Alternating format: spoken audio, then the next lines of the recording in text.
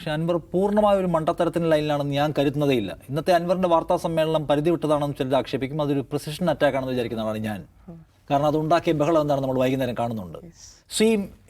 ധന്യ, ഇത് പുതുപ്പള്ളിയിലെ തെരഞ്ഞെടുപ്പല്ല, ഇത് തൃക്കാക്കരയിലെ തെരഞ്ഞെടുപ്പല്ല, ഇത് വയനാട് ലോക്സഭാ മണ്ഡലത്തിലെ തെരഞ്ഞെടുപ്പല്ല. ഇതൊക്കെയാണല്ലോ ഈ സമീപകാലത്തുണ്ടായിട്ടുള്ള ഉപതെരഞ്ഞെടുപ്പുകൾ. അവിടെയെല്ലാം വലിയ വിജയം നേടി. അതെല്ലാം കുത്തക മണ്ഡലങ്ങളാണ്. നിലമ്പൂരിൻ്റെ സാഹചര്യം അങ്ങനെയല്ല. അതൊരു സങ്കീർണ്ണ സ്വഭാവമുള്ള മണ്ഡലമാണ്. അവിടെ ജയിക്കുന്നതിന് നിങ്ങളുടെ മുന്നണി സ്കില്ലും നിങ്ങളുടെ പാർട്ടി നേതൃത്വത്തിൻ്റെ സ്കില്ലും നിങ്ങളുടെ പ്രതിപക്ഷ നേതൃസ്ഥാനത്തെ സ്കില്ലും എങ്ങനെ പ്രയോജനപ്പെടുത്തുന്നതാണ് നമ്മൾ നോക്കേണ്ട കാര്യം. അതിലിവരെവിടെ നിൽക്കുന്നത്? ഇതുവരെ അവർക്കൊരു സുവർണാവസരം വീണ് കിട്ടിയിട്ട് അവിടെ ഒരു സ്റ്റേബിൾ സിറ്റുവേഷൻ ക്രിയേറ്റ് ചെയ്യാൻ അവർക്ക് ഇതുവരെ പറ്റിയിട്ടില്ല.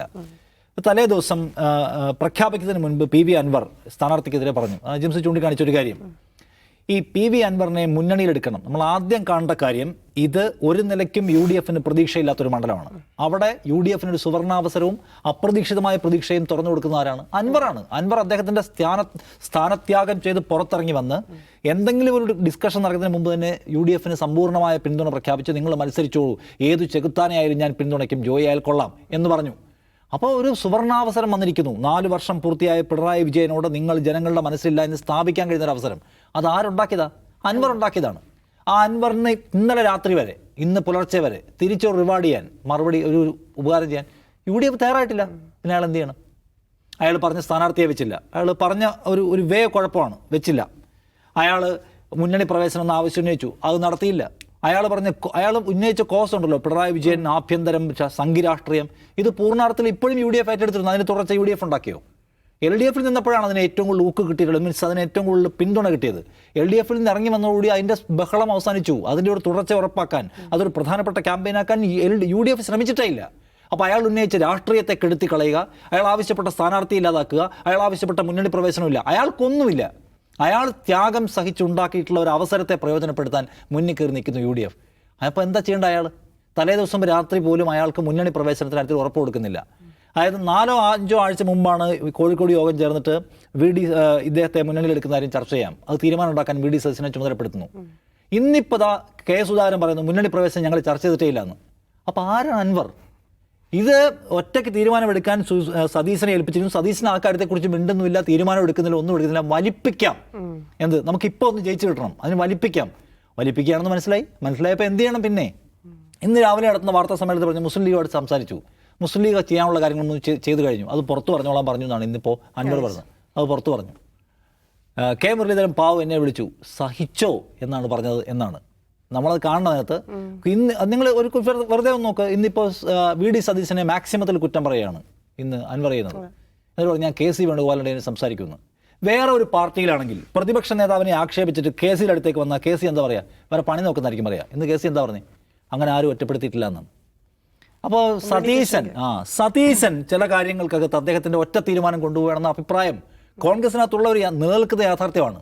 ആ യാഥാർത്ഥ്യത്തോട് പൊരുത്തപ്പെടാൻ കഴിയാത്ത രമേശ് ചെന്നിത്തല അവിടെ ഉണ്ട്, K സുധാകരൻ അവിടെ ഉണ്ട്, വേറെ പലരും ഉണ്ട്. ആ താല്പര്യത്തെ, ആ സംഗതിയെ എങ്ങനെ ട്രിഗർ ചെയ്യാമെന്നാണ് ഇന്ന് അൻവർ നോക്കുന്നത്. അല്ല, ഇന്നത്തെ അൻവറിൻ്റെ വാർത്താ സമ്മേളനം മണ്ടത്തരമാണ് എന്ന് ഞാൻ വിചാരിക്കുന്നില്ല. അത് വളരെ സ്പെസിഫിക് ആയിട്ടുള്ള പോയിന്റുകൾ അദ്ദേഹം ഹിറ്റ് ചെയ്യാൻ ശ്രമിച്ചിട്ടുണ്ട്. അതിന്ന് വർക്ക് ചെയ്ത് നമ്മൾ കണ്ടു. വൈകുന്നേരം വാർത്താ സമ്മേളനം വിളിച്ച് K സുധാകരൻ ഈ മുന്നണി പ്രവേശനം ഞങ്ങൾ ചർച്ച ചെയ്തിട്ടേ ഇല്ല. അപ്പോൾ പിന്നെ മുന്നണി പ്രവേശനത്തിന് വേണ്ടി ഞങ്ങൾ പണിയെടുത്തുകൊണ്ടിരിക്കുകയാണെന്ന് പറഞ്ഞതിൻ്റെ അർത്ഥം എന്താണ്? അപ്പോൾ ഉൾപ്പെടുത്താനുള്ള ഉദ്ദേശമില്ലാതെ വട്ടം കറക്കാൻ നോക്കുന്നത് മനസ്സിലാക്കിയിട്ട് അവസാനത്തെ അടിയടിക്കുകയാണ്. ഈ രാജിവെച്ച് പുറത്തിറങ്ങി വന്ന് ജോയിയെ സ്ഥാനാർത്ഥിയാക്കണമെന്ന് പറഞ്ഞ ശേഷം തലേ ദിവസം കഴിഞ്ഞ മിനിഞ്ഞാന്ന് രാത്രി വരെ എന്താണ് UDFന് അദ്ദേഹം ഉണ്ടാക്കിയ ഏത് തരത്തിലുള്ള ബുദ്ധിമുട്ടാണ് ഉണ്ടാക്കിയത്? അയാൾ വെയിറ്റ് ചെയ്യായിരുന്നു മാത്രമല്ല അതിനെക്കുറിച്ച് ഒരു തീരുമാനം എടുത്തില്ല, ഒരു കമ്മ്യൂണിക്കേഷനും ഇല്ല. അൻവർ ഞങ്ങൾ ഡിസ്കസ് ചെയ്തുകൊണ്ടിരിക്കുകയാണ്, മറ്റന്നാൾ പ്രഖ്യാപിക്കാം. അൻവർ ഇഷ്ടമില്ലാത്തൊരു സ്ഥാനാർത്ഥി ആര്യാടൻ മുഹമ്മദിനെ, അതിൽ അൻവർ ആദ്യം തന്നെ അവിടുത്തെ സ്ഥാനാർത്ഥി ആരായിരിക്കണം എന്ന് പറഞ്ഞത് ശരിയായ ഒരു കീഴ്വഴക്കമല്ല, അതാരും സഹിക്കുന്നതല്ല, അവരുടെ പാർട്ടി യുവയെ ബാധിക്കും. അത് അയാളുടെ സ്ഥാനാർത്ഥിയെ പ്രഖ്യാപിച്ചതിന് ശേഷം അതും കുഴപ്പമാണ് എന്ന് പറഞ്ഞാൽ അതും ആരും സമ്മതിക്കാൻ വന്ന കാര്യമല്ല. പക്ഷെ അൻവർ പറയുന്നു നിങ്ങൾ ഇയാളെ നിങ്ങളുടെ സ്ഥാനാർത്ഥിയായിട്ട് തീരുമാനിച്ചു, എൻ്റെ മുന്നണി പ്രവേശനത്തിൻ്റെ കാര്യത്തിൽ ഒരു ധാരണത. ഏതൊരു പ്രവാസി മലയാളി അസോസിയേഷനുണ്ട്, ഗൾഫിൽ പ്രവർത്തിക്കുന്നതാണ്. 3 വർഷം മുമ്പാണ് അത് രാഷ്ട്രീയ സംഘടനയായിട്ട് രജിസ്റ്റർ ചെയ്തത്. അതിനെ മുന്നണിയിലെടുത്തു ഈ UDF. എന്നിട്ട് മാത്രമല്ല അത് ഞങ്ങളുടെ മുന്നണിയിലെ ക്ഷണിതാവായിരിക്കും എന്ന് വെച്ചാൽ സഖ്യകക്ഷിക്ക് തുല്യം എന്ന് MM ഹസൻ UDF കൺവീനർ ആക്കിയപ്പോൾ പ്രഖ്യാപിച്ചു. അതെന്താ അൻവറിൻ്റെ കാര്യത്തിൽ ഇല്ലാത്തത്? വേറെ ആർക്കെല്ലാം DICK ഉണ്ടാക്കിയില്ലേ? പിണങ്ങി ഇറങ്ങിപ്പോയ കരുണാകരൻ പരമാവധി തൊല്ല ഉണ്ടാക്കിയപ്പോൾ എത്ര സീറ്റാണ് കൊടുത്തത്? ഒറ്റ സീറ്റിലാണ് ജയിച്ചത്. അപ്പോൾ എവിടെയൊക്കെ ഇവർ വഴങ്ങിയിട്ടുണ്ട്, നല്ലപോലെ വഴങ്ങിയിട്ടുണ്ട്. ഇവിടെ അങ്ങനെയല്ല. അൻവറിനെ എടുക്കാതെ അൻവറിനെ ഉപയോഗപ്പെടുത്താൻ ശ്രമിക്കുകയാണ്. അൻവർ ഒറ്റയ്ക്ക് മത്സരിക്കാനാണ് തീരുമാനമെങ്കിൽ വലിയ ബുദ്ധിമുട്ടാവും UDF-നെ സംബന്ധിച്ച് കടന്നുകൂടാൻ.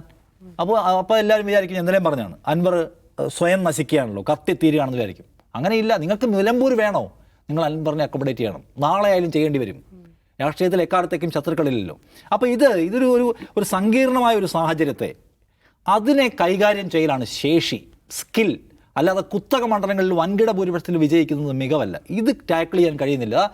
LDF അപ്പുറത്തും ചിരിക്കുകയാണ്, മൊത്തം അടിയാണ്. ഇന്ന് വൈകുന്നേരം എന്താ സംഭവിക്കുന്നത്? ഇന്ന് വൈകുന്നേരം കെ സുധാകരൻ ഒരു വഴിക്ക് പ്രതിപക്ഷ നേതാവിനെ ആക്ഷേപിച്ച് വർത്തമാനം പറഞ്ഞ ഒരു PV അൻവറിനെ ഞങ്ങൾ ഒറ്റപ്പെടുത്തുന്നില്ല എന്ന് പറഞ്ഞു. അടൂർ പ്രകാശ് വേറൊരു വർത്തമാനം പറയുന്നു. അപ്പോൾ എന്താണ്? ഒരു ശൈഥില്യാവസ്ഥ ആൾക്ക് ഫീൽ ചെയ്യാണ്. അൻവറിനെ അവഗണിച്ചു എന്ന് വേറൊരു ഭാഗം ആൾക്ക് തോന്നുകയാണ്. അൻവറിൻ്റെ പൊളിറ്റിക്സിനെ അവഗണിക്കുന്നു എന്ന് വേറൊരു ഭാഗം ആൾക്ക് തോന്നുന്നു. ഐക്യത്തിൻ്റെ ഒരു പോട്ടെ, ഇനിയിപ്പോൾ അത് അവരുടെ ഓർക്കസ്ട്രേറ്റഡ് ആണെന്ന് തന്നെ വിചാരിക്കുക. ഐക്യത്തിൻ്റെ സന്ദേശമല്ലല്ലോ ജനത്തിന് കിട്ടുന്നതാണോ? അത് സതീശൻ ഒറ്റയ്ക്കല്ലാതെ തീരുമാനം എടുക്കേണ്ട സന്ദേശത്തിലാണല്ലോ ഇന്നിപ്പോൾ സുധാകരൻ വർത്താനം പറഞ്ഞത്. സോ ഇവിടെ UDF ഒരു സ്റ്റെബിലിറ്റി ക്രിയേറ്റ് ചെയ്യുന്നതിൽ, ജനങ്ങൾക്ക് ഒറ്റക്കെട്ടായ സന്ദേശം കൊടുക്കുന്നതിൽ, പിറ്റേ മണിക്കൂറിൽ സ്ഥാനാർത്ഥിയെ പ്രഖ്യാപിച്ച് ഞങ്ങൾ സുഘടിതമായി നീങ്ങുമെന്ന് പറഞ്ഞവർക്ക് ഇപ്പോഴും പറ്റുന്നില്ല. അൻവർ കൂടെ ഉണ്ടോ ഇല്ലയോ, അൻവർ വേറെ മത്സരിക്കാൻ പോവുകയാണോ, അൻവർ വേണമെന്നൊരു വിഭാഗം, അൻവറിനെ അങ്ങനെ ചുമ്മാ അടുപ്പിക്കാൻ പറ്റില്ല എന്നൊരു വിഭാഗം. രാഹുൽ മാങ്കൂട്ടത്തിൽ രാവിലെ അൻവറിനെ ആക്രമിക്കുന്നു, കുറച്ച് കഴിയുമ്പോൾ UDF കൺവീനറാണ് അൻവറിനെ ചേർത്ത് പിടിക്കുന്നു, വേറൊരു സൈബർ പോരാളികൾ അൻവറിനെ ആക്ഷേപിക്കുന്നു, അപ്പോൾ KC വേണുഗോപാൽ അൻവറിനെ ചേർത്ത് പിടിക്കുന്നു. ഇതെന്ത് കൈൻഡ് ഓഫ് പൊളിറ്റിക്സ് ആണ്? ഭയങ്കരമായ ബുദ്ധിപരമായ നീക്കം എന്നൊക്കെ നമുക്ക് വിശകലനം ചെയ്യാമെങ്കിലും താഴെ തട്ടിലെ ആൾക്കാർക്ക് കൊടുക്കുന്ന സന്ദേശം എന്താണ്? UDF-ൻ്റെ ക്യാമ്പ് ഇപ്പോഴും സെറ്റായിട്ടില്ല എന്നുള്ളത്. അപ്പോൾ അതിന് വേണ്ട സ്കില്ലാണെന്ന് എനിക്ക് തോന്നുന്നു. ആ സ്കില്ല് വർക്ക് ചെയ്യുന്നതിൽ പരാജയപ്പെട്ടു. അൻവറിനെ സംബന്ധിച്ചും ഞാനായാലും എനിക്കൊരു ഉറപ്പുമില്ലെന്ന്. ഞാൻ രാജിവെച്ചുണ്ടായിട്ടുള്ള ഒരു അവസരത്തെ പ്രയോജനപ്പെടുത്താൻ UDF കയറി വരുന്നു. എനിക്കെന്ത് കിട്ടി? എനിക്കൊന്നും കിട്ടിയിട്ടില്ല. വർത്തമാനം പറയാന്ന് വെച്ചാൽ പറയാം അൻവറിൻ്റെ ഈ സമീപനം ശരിയാണോ? കക്ഷി രാഷ്ട്രീയത്തിൽ എങ്ങനെയാണ്? PC ജോർജിനെ താങ്ങിയിട്ടില്ല UDF ഇല്ലേ? PC ജോർജിന് എന്തെല്ലാം ആനുകൂല്യങ്ങൾ കൊണ്ടു നടത്തുന്നുണ്ട്. അങ്ങനെ പലരെയും ഇനിയും റിസ്ക് എലവൻസ് ആയിട്ടുള്ള ആരെല്ലാം വരാം. ഇപ്പം നാളെ ഇടപെട്ട് തെറ്റി പിരിഞ്ഞു പോകാം. അപ്പോൾ അതിനകത്ത് തീരുമാനം എടുക്കാതെ അൻവറിനെ പറ്റിക്കാം എന്ന് നോക്കുമ്പോൾ അൻവറിനെ അറിയാവുന്ന പണി നോക്കുകയാണ്. അതിന് ചിലപ്പോൾ അതെങ്ങനെ കൗണ്ടർ പ്രൊഡക്റ്റീവ് ആവുന്നുള്ള വേറെ കാര്യം. ഇതെന്തായാലും UDF ഭയങ്കര സുഘടിതമായിട്ടും വളരെ സ്ട്രാറ്റജിക്കായിട്ടും ബുദ്ധിപരമായിട്ടും നിലമ്പൂർ ഡീൽ ചെയ്തുകൊണ്ടിരിക്കുന്നു എനിക്ക് തോന്നുന്നില്ല. അവരുടെ കയ്യിൽ നിന്ന് പാളിയിരിക്കുകയാണിത്.